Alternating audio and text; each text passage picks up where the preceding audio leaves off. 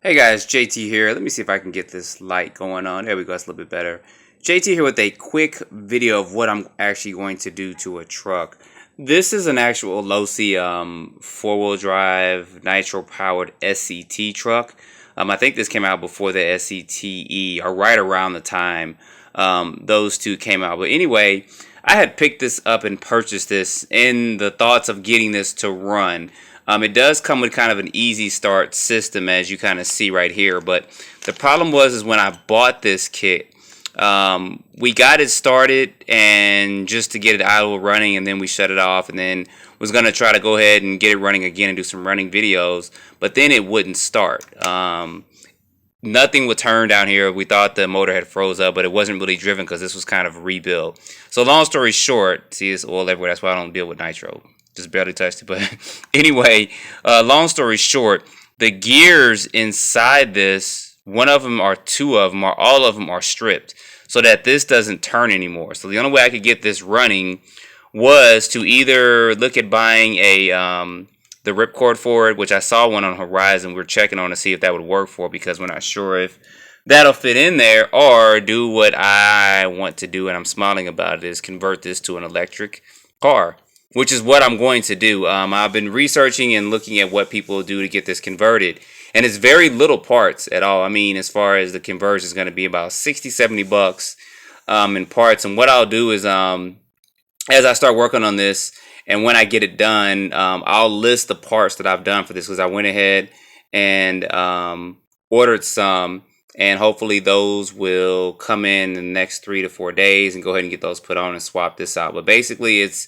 getting a different spur gear, of course, because you probably can't really see it over in there, but this spur gear is shaped a little bit different than the one that's going to go with my electric version. I have to get the receiver cover and the motor mount and a top plate for it. I think it was about 4 or 5 parts, and that's it, because this chassis is basically the same as the electric power chassis with a couple of small differences there, but this thing is still pretty clean and hasn't really been bashed, you see, underneath the chassis too much. So it's probably been driven a few times, but not that much.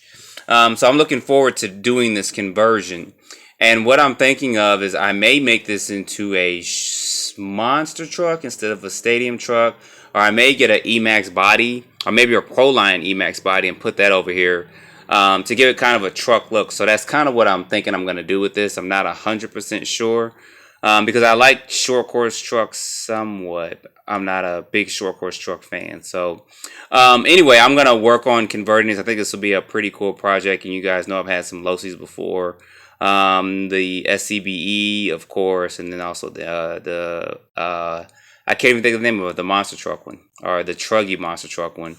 I've had that as well, so I know how it's going to perform, and I know some of the things that need to be adjusted or checked before I start putting all that more power into it. I've saw some videos where some guys say this thing, the nitro powered one, runs about 45 to 50, which I'd have to see that run. And they said the electric one was, of course, slower because the actual SCTE 2.0 and I think the 3.0 as well both come with a 2800 kV motor. And people have had problems with the electronic speed controller, and they changed the servo out. This servo is pretty good for what I'm going to be doing with it. I do have a couple of Saybox servos and stuff in there, and high-tech servos I can put in there. But I'll probably leave this the same. Radio system, yeah, I'll probably switch that out to a different one as well. But I'll definitely probably be just going ahead and getting rid of this engine in here, because it's still good. I'm just not going to use it. There's no use in me keeping that. And I can just use those funds to put back in to pay for the electric conversion, because I already have a speed controller and I also have a motor. So for motors, I'm either going to put, I got the motor that goes in the Yeti, which Castle made. It's the 3150.